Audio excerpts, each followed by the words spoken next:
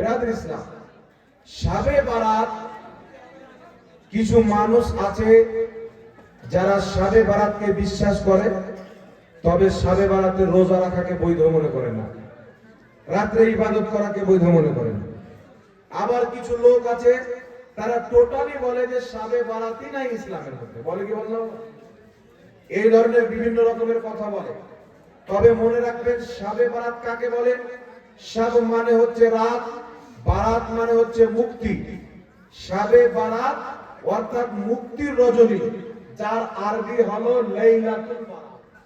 আব্দুল্লাহ ইবনে আব্বাস সাহাবী রাসূল এই রাত্রিকে শাবে বারাত বলেছেন, লাইলাতুল বারাত।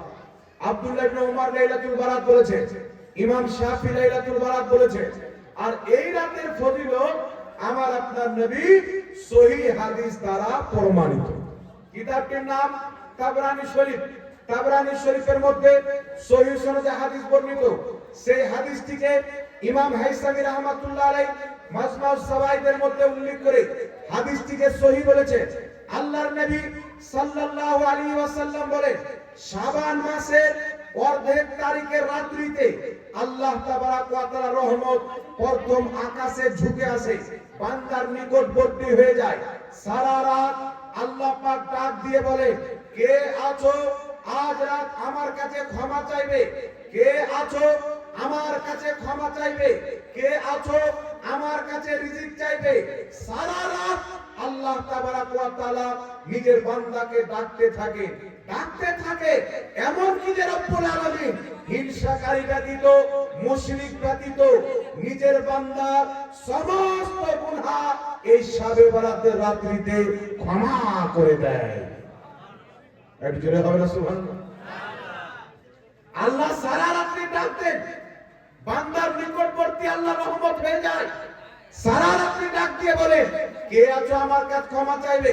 যারা শাবে বারাতের রাতে ইবাদত করে, কোরআন তেলাওয়াত করে, জিকির আজকার করে, তাহাজ্জুদের নামাজ পাঠ করে, আল্লাহর কাছে দুই কানা হাত তুলে আল্লাহর কাছে ক্ষমা চাইবে, আল্লাহ পাক তার সমস্ত গুনাহ ক্ষমা করে দিবে।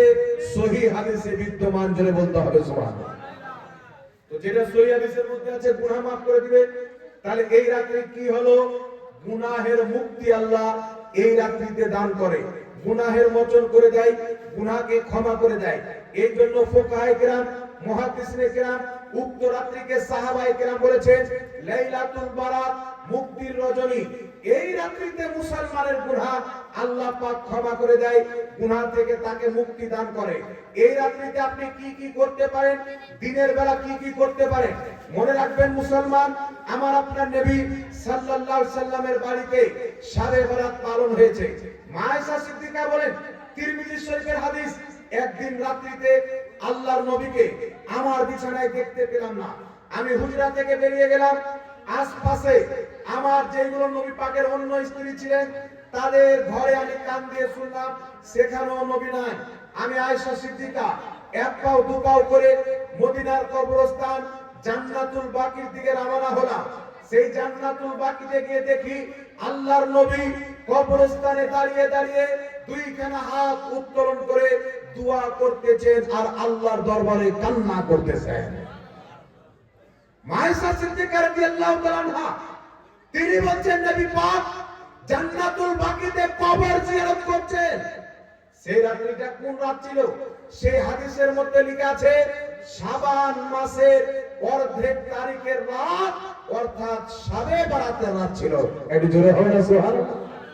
তাহলে কি বোঝা গেল? শাবে বারাতের রাত্রিকে নির্দিষ্ট করে কবর জিয়ারত করা মুহাম্মদ রাসূলুল্লাহর সুন্নাত। এই জিয়ারত নবী পাক শাবে বারাতের রাত্রিতে করেছে। আরেকটি হাদিস শুনেন, একাধিক কিতাবের মধ্যে বর্ণিত। একটি কিতাবের নাম বলে দিই, কিতাবটির নাম মাওয়াহিবুল লাদুনিয়া, মিশর থেকে প্রকাশিত। উক্ত কিতাবের মধ্যে সহিহ সনদে হাদিস বর্ণিত। আয়েশা সিদ্দিকা রাদিয়াল্লাহু তাআলা আনহা বলেন, একদিন নবী পাক সাল্লাল্লাহু আলাইহি ওয়াসাল্লাম তিনি সিজদাতে গিয়েছে, ইবাদতে আছে, লম্বা সিজদা করলেন। এত লম্বা সিজদা, এত লম্বা সিজদা, মা আয়েশা বলেন আমি চিন্তা করলাম হয়তো নবী পাক ইন্তিকাল করেছে। এত লম্বা আমার নবী সাজদা করেছে। মা আয়েশা বলছেন আমি চিন্তায় পড়ে গেলাম হয়তো নবী ইন্তিকাল করেছে। আম্মা জান আয়েশা নবী পাককে একটু টাচ করলেন, আল্লাহর নবী হিললেন।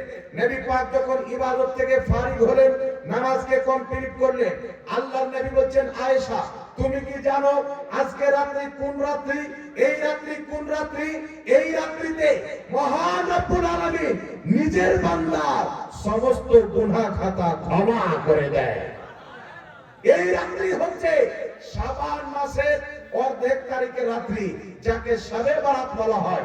এই জন্য মুসান্নাফে আব্দুর রাজ্জাকের মধ্যে হাদিস হযরত ইবনে ওমর রাদিয়াল্লাহু তাআলা আনহু বলেন 5টি রাতে দোয়া কবুল হয়। একটি হচ্ছে জুমার রাত্রি, দুইটি হচ্ছে দুই ঈদের রাত্রি, একটি হচ্ছে রজব মাসের প্রথম রাত্রি, আরেকটি হচ্ছে শবে বারাতের রাত্রি। সুবহানাল্লাহ বলা 5 রাতে দোয়া কবুল হয়। আব্দুল্লাহ ইবনে ওমর নবীর সাহাবী বলছেন তার মধ্যে একটি রাত হচ্ছে শবে বারাতের রাত্রি। তাহলে যেই রাত্রিতে দোয়া কবুল হয় ওই রাত্রিতে দোয়া করতে হবে না ছাড়তে হবে?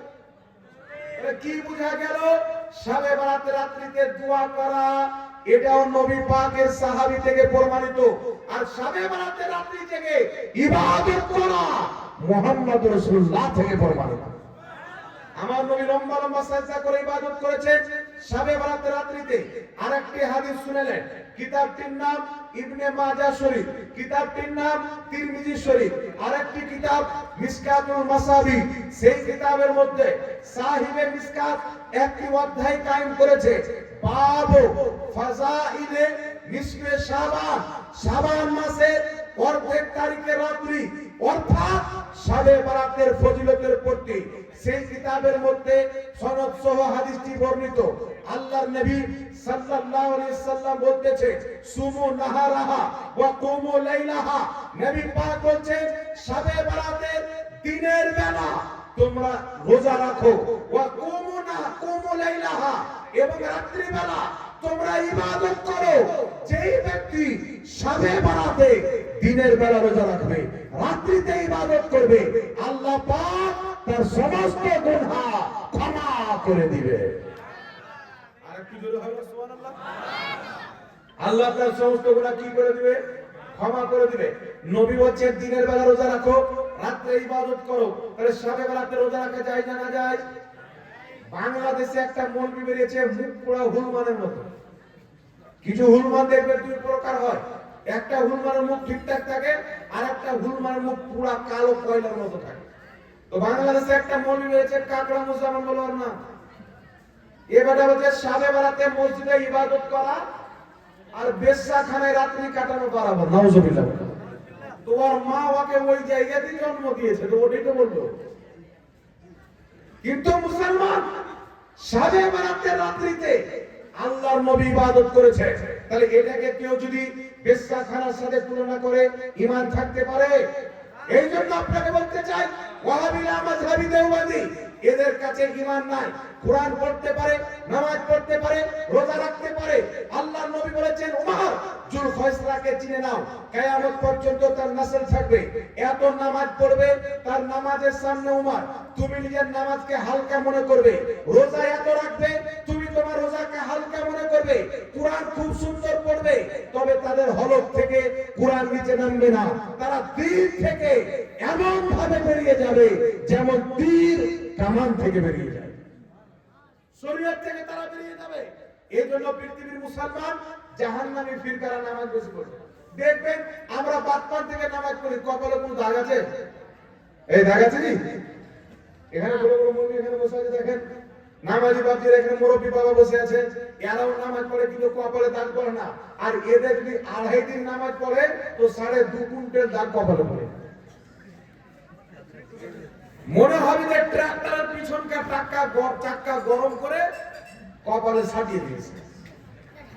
এইরকম হয়ে যায়। নামাজ পড়বে, রোজা রাখবে, কোরআন পড়বে, কিন্তু ইসলাম থেকে এমন ভাবে বেরিয়ে যাবে যেমন তীর কামান থেকে বেরিয়ে যায়। নবী বলছেন রোজা রাখো, নবী নিজে ইবাদত করছে। ওয়াহাবি মোল্লা বলছে ইবাদত করা যাবে না, রোজা রাখা যাবে না। বুঝা গেল যারা শাবে বারাতে দিনের বেলা রোজা রাখবে, রাতে ইবাদত করবে, তারা মুহাম্মাদুর রাসূলুল্লাহর দ্বীনকে মানবে। আর যারা নাজায়েজ মনে করবে তারা ইহুদি খ্রিস্টানের দ্বীনকে মানবে। তো কার দিন মানলে জান্নাতি হবে বাবা, কি করে বলে? নবীর দিন মানতে হবে কি হবে না? শাবে বারাতে রাতে ইবাদত করা নাজায়েজ হলে নবী নিজেই লম্বা লম্বা সাজদা করে ইবাদত করতেন না। শাবে বারাতে দোয়া যদি কবুল না হতো, ইবনে ওমর কোনোদিন বলতেন না আমার নবী কবর জিয়ারত করা নাজায়েজ হতো, আমার নবী জান্নাতুল বাকির কবর জিয়ারত করতেন না। রোজা রাখা অবৈধ হলে নবী রোজা রাখার কথা বলতেন না। তবে চমৎকার কথা হলো, যেই মৌলবি বলে শাবে বারাতকে কেন্দ্র করে একটা যদি রোজা রাখো তাহলে জাহান্নামী হওয়ার জন্য একটা রোজাই যথেষ্ট। এরকম পাগলা খেপা মৌলবি আছে না নাই বাবা? আছে না নাই জোরে বলেন? ইউটিউব খুললে মধ্যে চান না চান চলে আসে।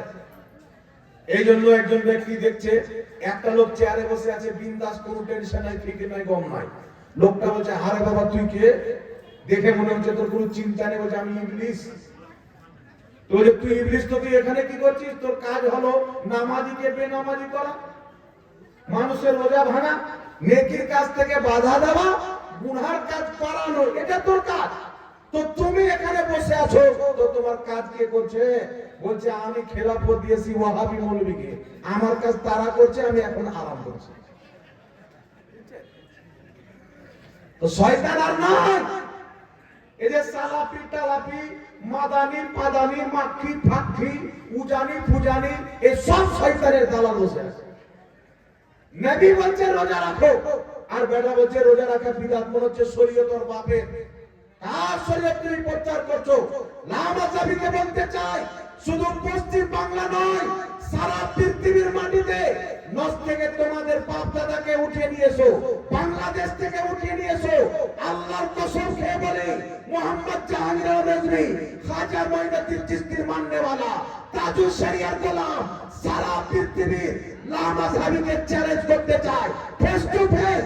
দিনাজপুরে হলে দিনাজপুরে বসে যাও, মালদাতে হলে মালদাতে বসো, মুর্শিদাবাদে হলে মুর্শিদাবাদে বসো, কলকাতাতে হলে কলকাতাতে বসো, বিহারে হলে বিহারে বসো, বাঙ্গালে হলে বাঙ্গালে বসো।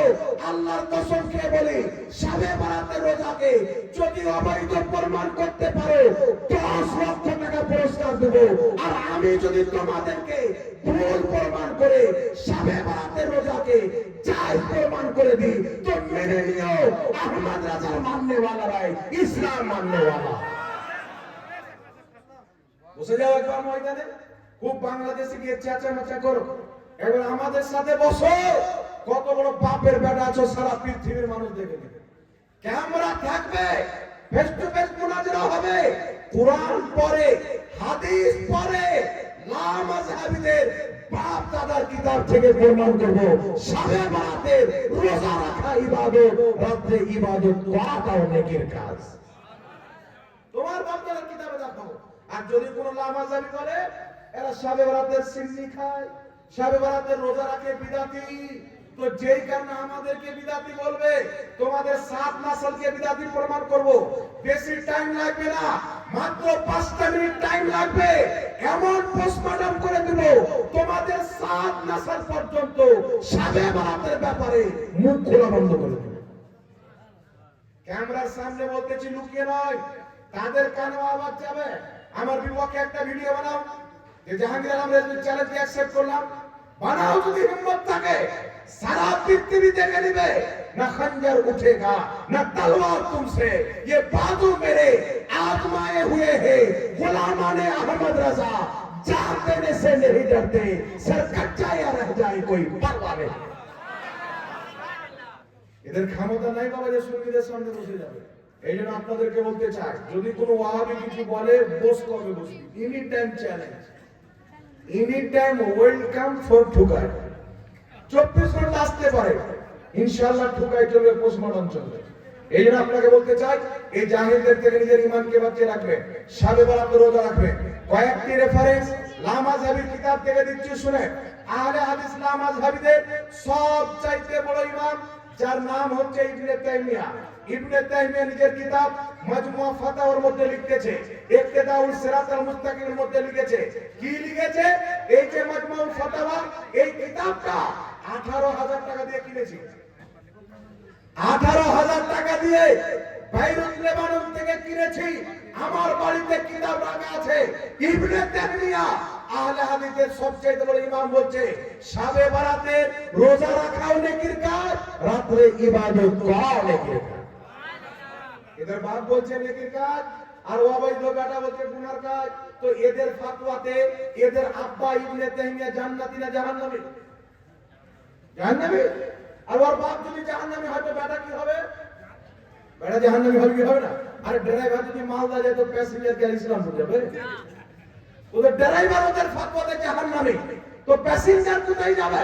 এই জন্য আপনাকে বলতে চাই, শুধু তাই নয়, লামাযহাবীদের গুরু আব্দুর রহমান মুবারকপুরী নিজের কিতাব তোহফাতুল আহওয়াজের মধ্যে লিখেছে, আমি যেইগুলো রেফারেন্স দিচ্ছি যদি কোনো লামাযহাবী প্রমাণ করে দেয় জাহাঙ্গীর আলম রেজভী একটা রেফারেন্স ভুল দিয়েছে, খোদার কসম খেয়ে বলি যেটা চোরের শাস্তি ওটা হবে আমার শাস্তি।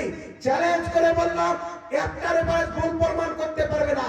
লামাযহাবীদের কিতাব আব্দুর রহমান মুবারকপুরী তোহফাতুল আহওয়াজের মধ্যে লিখেছে, শাবে বারাত অসংখ্য হাদিস দ্বারা প্রমাণিত। জোরে বলুন সুবহানাল্লাহ।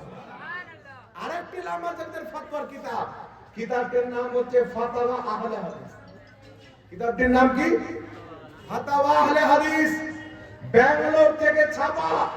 সেই কিতাবের প্রথম খণ্ডের মধ্যে আব্দুল্লাহ রুকরি লামাযহাবীদের মুহাদ্দিস লিখতেছে, শাবে বারাতে রোজা রাখা আফজাল কাম, শাবে বারাতকে রোজা রাখনা আফজাল হে, অর্থাৎ শাবে বারাতে রোজা রাখা অতি উত্তম কাজ। জোরে বলুন না সুবহানাল্লাহ।